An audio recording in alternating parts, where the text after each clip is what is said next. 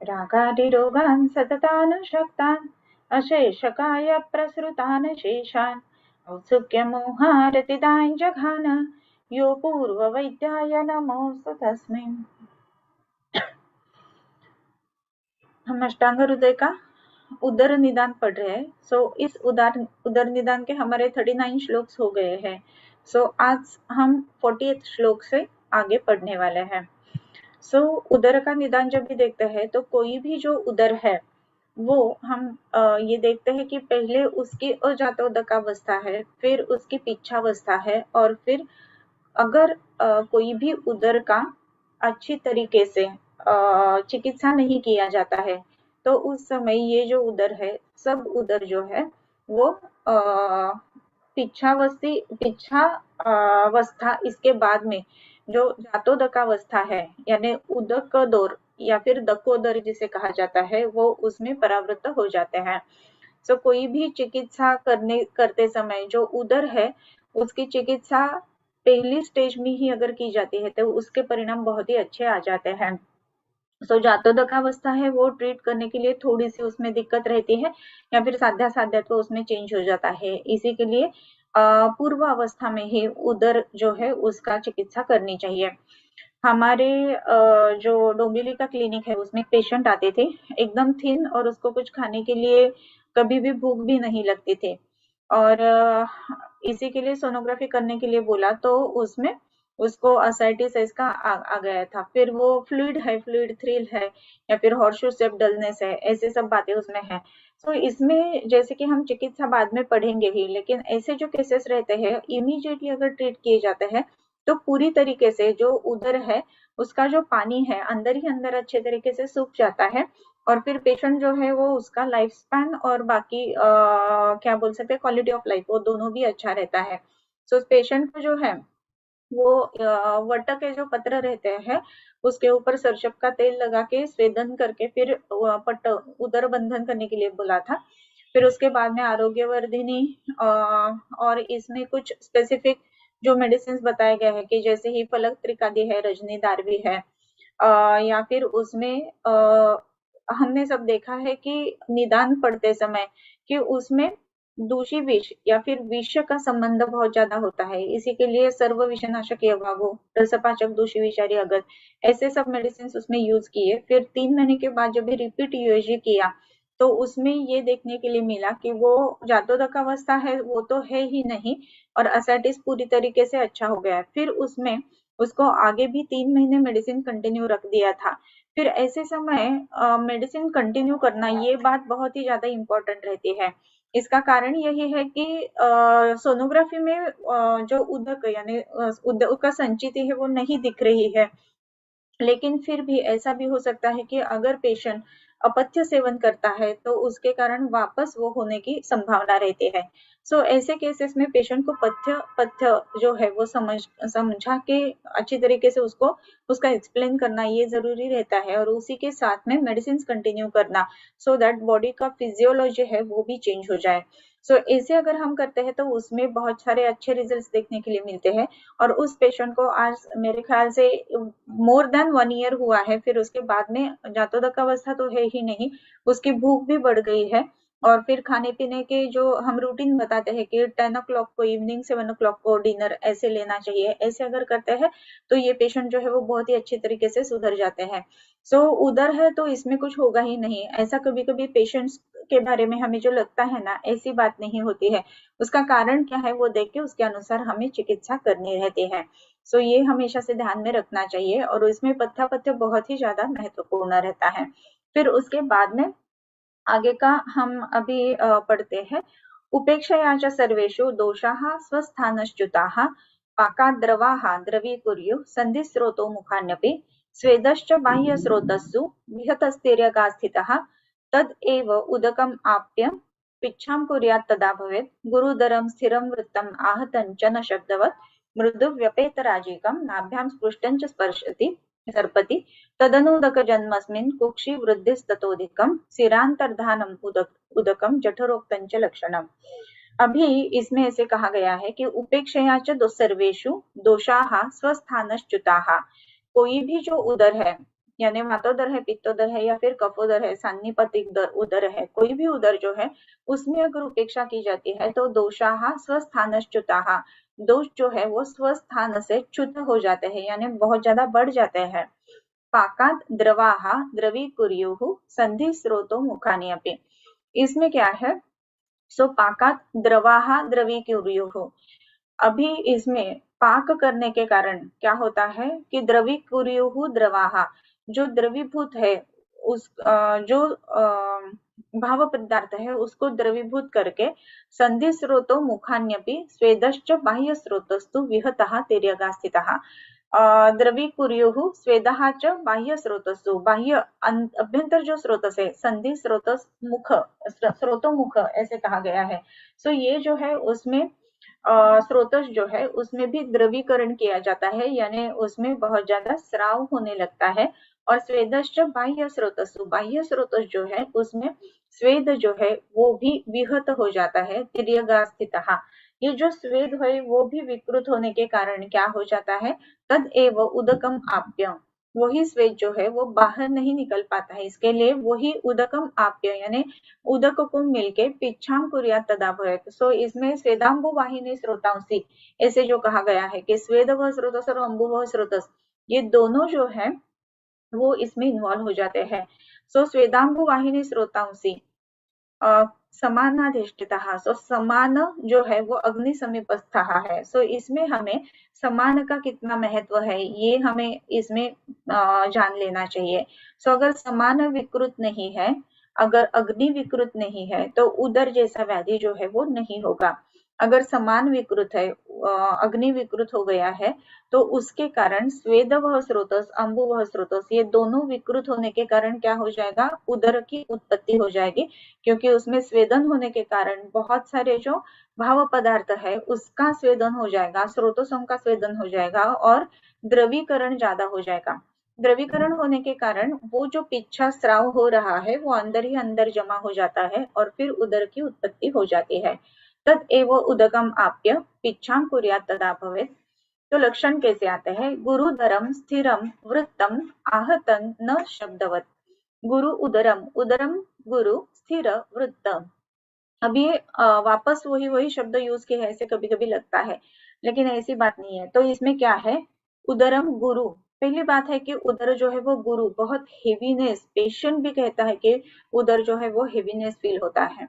अगर हम पेशेंट्स के एब्डोमिनल एग्जामिनेशन करते हैं तो कभी कभी वातोदर अगर है तो हमें ऐसे प्रतीत नहीं होता है कि इसमें गुरुता है, लेकिन पेशेंट फील कर सकता है। इसका कारण ही यही है कि पेरिस्टाल्टिक मूवमेंट जो है ना उसमें चेंजेस आए हैं, स्लगिश पेरिस्टाल्टिक मूवमेंट्स है, बिकॉज अग्नि अच्छे से काम नहीं कर रहा है, अन्न जो है वो अच्छी तरह से पक नहीं रहा है, तीनों अवस्था पाक जो है वो विकृत हो रहे हैं।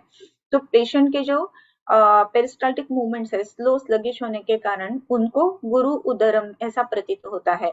तो ये एक बात ध्यान में हमेशा रखना चाहिए कि पेशेंट अगर कहता है कि हेवीनेस ऑफ एब्डोमेन है तो उसमें ये पेरिस्टाल्टिक मूवमेंट्स के बारे में भी हमें जरूर ही सोचना चाहिए। फिर गुरु उदरम स्थिरम, स्थिर ऐसा एक शब्द कहा गया है, चल और स्थिर, स्थिर ये शब्द टिपिकली पेरिस्टाल्टिक मूवमेंट्स के लिए हम यूज कर सकते हैं।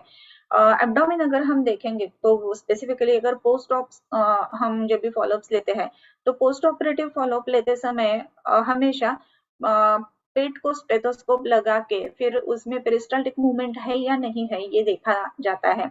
अगर पेरिस्टाल्टिक मूवमेंट्स है तो उसमें अच्छी बात है और पेशेंट का प्रोग्रेस अच्छा हो रहा है। अगर पेरिस्टाल्टिक मूवमेंट्स नहीं है तो पेशेंट को नील बाय माउथ ही रखा जाता है, आईवी के ऊपर ही रखा जाता है और फ्लैटस करके दिखा जाता है, फ्लैटस ट्यूब, कि इसमें ऐसा वात संचित नहीं हुए है। सो गुरुता और स्थिरता ये दोनों उदर के बारे में पहले जान लेना चाहिए कि ये गुरु है, स्थिर है। फिर और एक शब्द आया है कि वृत्तम, जैसे कि फुटबॉल या फिर कोई भी बॉल अंदर रखा है, इस तरीके से जो एब्डोमेन है वो वृत्त हो जाता है, चारों ओर से बढ़ता है। नॉर्मली अगर एब्डोमेन फैट के कारण अगर बढ़ रहा है तो एक ही जगह यानी लोअर एब्डोमिनल फैट ज्यादा संचित हुआ है ऐसा हमें देखने के लिए मिलता है। अपर एब्डोमेन जो है वो तनु देखने के लिए मिलता है, लेकिन जो उदर के पेशेंट्स रहते हैं उसमें ऐसा नहीं होगा, सिर्फ लोअर एब्डोमेन बढ़ेगा ऐसा नहीं होता है। तो इसमें क्या है, एब्डोमेन पूरी तरीके से बढ़ता है, इसी के लिए वृत्त ऐसा शब्द उसमें आया है।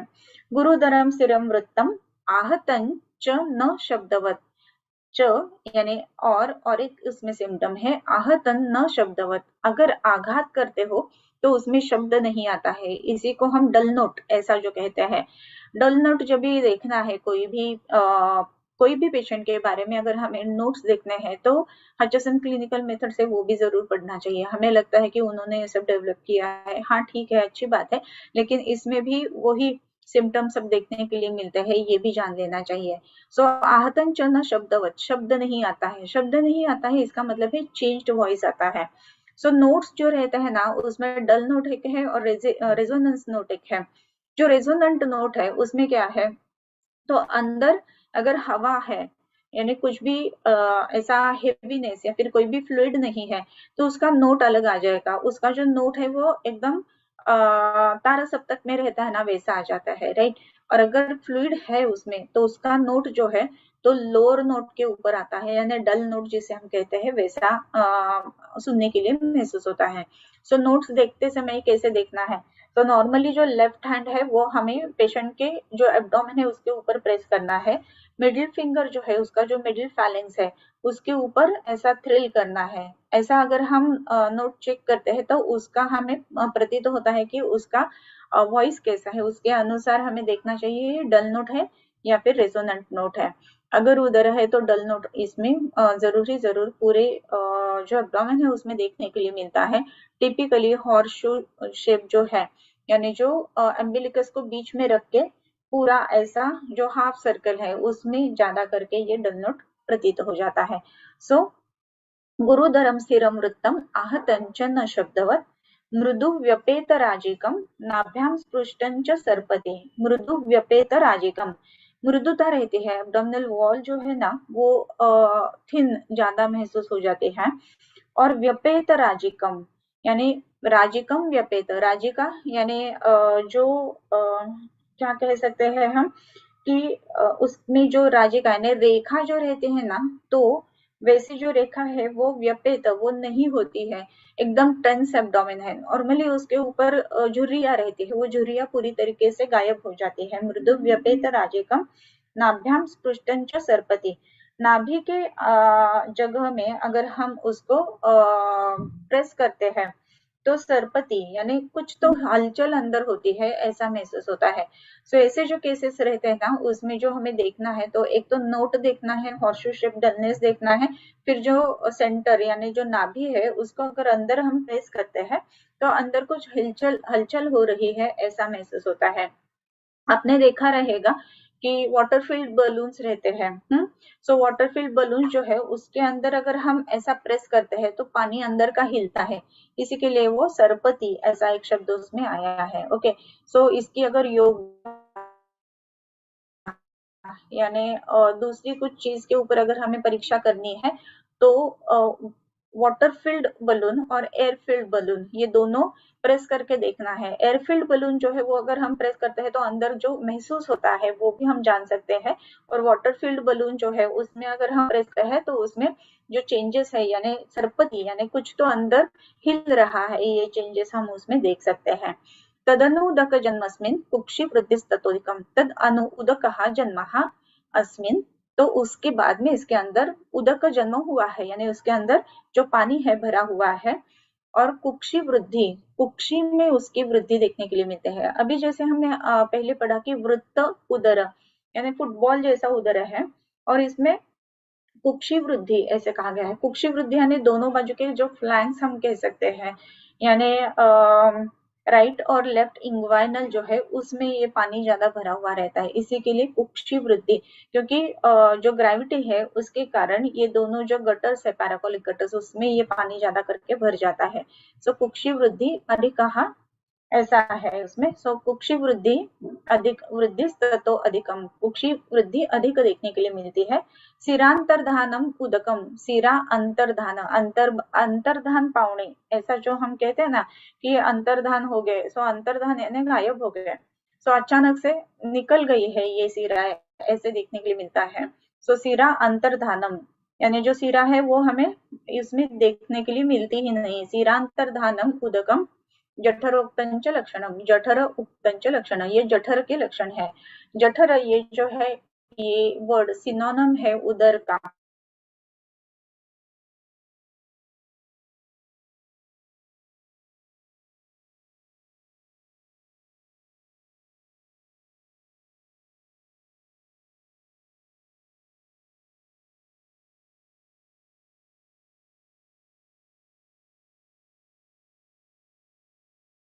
हम कहेंगे तो उदर ऐसा उसमें आ जाएगा। ओके, सो जठरोक्तंच लक्षणम, उसके बाद में के श्लोक पढ़ते हैं। हाँ, वात पित्त कफ प्लीह सन्निपातोदकोदरम कृच्छ्रम यथोत्तरम पक्षात् परम प्रायो परे हतः। वात पित्त कफ प्लीह सन्निपात उदक उदरम, ये जो प्रकार बताए गए हैं, वातोदर, पित्तोदर, कफोदर, प्लीहोदर, सन्निपातोदर और दकोदर यानी उदकोदर, यानी जो जातोदकावस्था है या फिर जलोदर है। कृच्छ्रम यथोत्तरम, ये कृच्छ्रतर हो जाता है आगे आगे जैसे जाएंगे तैसे।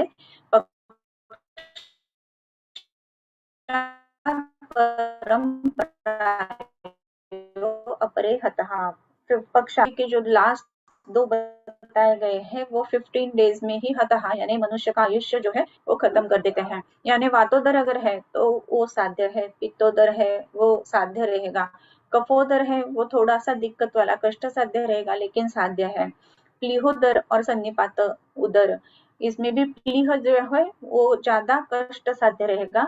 सन्निपातोदर और जातोदकावस्था जिसमें है, ऐसा जो उदर है, जलोदर है, वो जो है वो 15 डेज में ही मनुष्य की प्राण की हानि कर देता है। सो ये साध्यत्व देखिए तो 15 डेज में इतना स्पेसिफिक बताया गया है। सो इतना अगर ये महत्वपूर्ण रोग है तो उसको हमें जरूर ही अच्छी तरीके से जानना चाहिए, पढ़ना चाहिए। ओके, सो सर्वंच जात सलिलम पृष्ठोक्तोपद्रवान्वितम, जो जो सब जात सलिल उदर बताए गए हैं, यानी डायरेक्टली जलोदर नहीं है लेकिन वातोदर है फिर जातो उदक हो गया, पित्तोदर है और फिर जातो उदक हो गया, प्लीहोदर है फिर जातो उदक हो गया, ऐसी अगर बातें हैं और उसमें रिष्ट उक्त उपद्रव अन्वितम, जिसमें रिष्ट लक्षण, अरिष्ट लक्षण हमें देखने के लिए मिलते हैं और जिसमें उपद्रव भी देखने के लिए मिलते हैं, ऐसे जो है वो भी कष्ट साध्य होते हैं। सो इसमें उदक दौर यानी दकोदर, जातोदकावस्था जो है वो हमेशा से ही महत्वपूर्ण है, ये जरूर जानना चाहिए। जन्मना एव उदरम सर्वम प्राय कृच्छ्रतमं मतम बलिनस्तद जाताम्बो यत्न साध्यम नवोत्थितम। अभी उदर के बारे में ऐसे कहते हैं कि जन्मना एव उदरम सर्वम, सर्वम उदरम जन्मना एव, सभी उदर जो है वो प्रायः कृच्छ्रतमं मतम, ऐसा बहुत साध्य है, आप कुछ चिंता मत कीजिए हो जाएगा, ऐसा पेशेंट को नहीं बताना है क्योंकि ये जो है वो कष्ट साध्य है ही। जैसे ही मैंने अभी का फर्स्ट जो एक केस बताया कि 3 महीने में ही उसका रिपोर्ट जो है वो नॉर्मल आ गया, लेकिन फिर भी पेशेंट को हाँ अभी ठीक है सब, आप चिंता मत कीजिए, ऐसे नहीं करना है। पेशेंट का फॉलोअप जरूरी रहता है। 3 मंथ्स के बाद रिपीट सोनोग्राफी करवाना है, उसमें भी अगर कुछ नहीं है और लक्षण भी पेशेंट के कुछ नहीं है, अग्नि उसका अच्छा है, पेशेंट का खाना अच्छा जा रहा है, ये सब अगर बात है तो भी उसको पूरे 1 साल तक पेशेंट को मॉनिटर करना है, ये बहुत ज्यादा जरूरी है, ये हमेशा से ही ध्यान में रखना चाहिए। सो जन्मना एव उदरम सर्वं प्रायः कृच्छ्रतमं मतम बलिनः तद जाताम्बु यत्न साध्यम नवोत्थितम। अभी बलिनः तद जाताम्बु, जाताम्बु यानी जिसमें जात अंबु, जात उदक, जिसमें उदक उत्पन्न हो गया है और पेशेंट बलवान है और यत्न साध्यम नवोत्थितम, अगर नव उत्थित है, ऐसा जात उदक भी और पेशेंट बलवान है और अभी नया नया हुआ है, बहुत पुराना है, साल भर पुराना है, ऐसा नहीं है, तो ये जो है वो साध्य हो सकता है।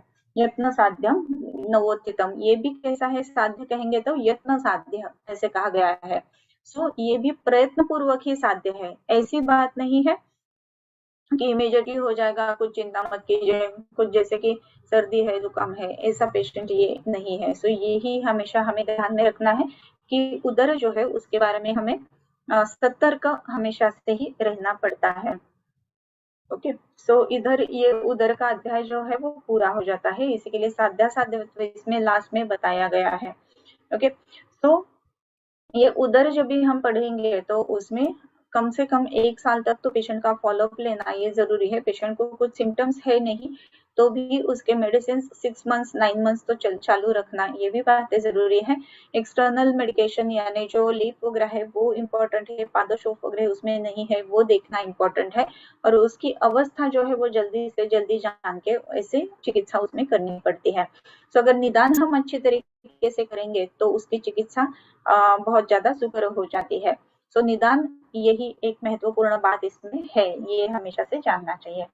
सो आगे पांडु शोफ विसर्ग निदान है, उसका एक श्लोक पढ़ के आज इधर ही रुकते हैं, और फिर नेक्स्ट क्लास में हम पांडु रोग और शोफ इसका निदान ले लेते हैं। पित्त प्रधाना कुपिता यथोक्तैर्कोपनैर्मलाः तत्रानिलेन बलिना क्षिप्तं पित्तं हृदि स्थितं धमनिर्देश संप्राप्य व्याप्नुवत् सकलां तनुं श्लेष्मत्वक्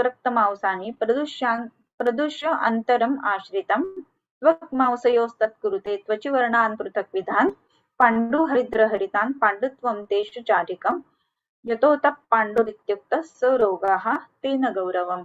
तो इसमें पांडु के कारण जो बताए गए हैं, उसकी संप्राप्ति कैसे है, उसके प्रकार कौन कौन से है, उसका साध्यासाध्यत्व क्या है, वो नेक्स्ट लेक्चर में हम पढ़ेंगे। सो आज इधर ही रुकते हैं।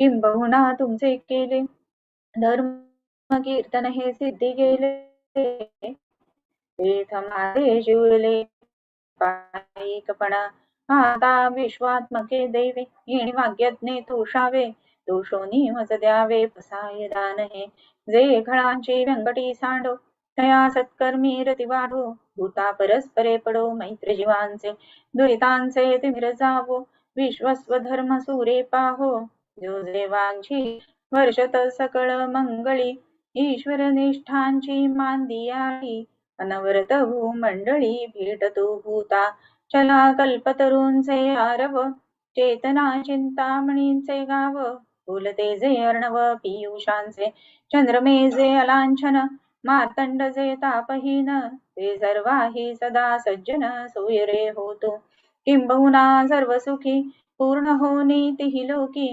भजिजो आदि पुरुषी अखंडित आणि ग्रंथ उपजविये विशेषी लोकी इये दृष्टा दृष्ट विजय हो आवेजे येथ म्हणे श्री विश्वेश्वरावो हा होईल दान पसावो येणेवरे ज्ञान देवो सुखिया झाला येणेवरे ज्ञान देवो सुखिया झाला येणेवरे ज्ञान देवो सुखिया झाला।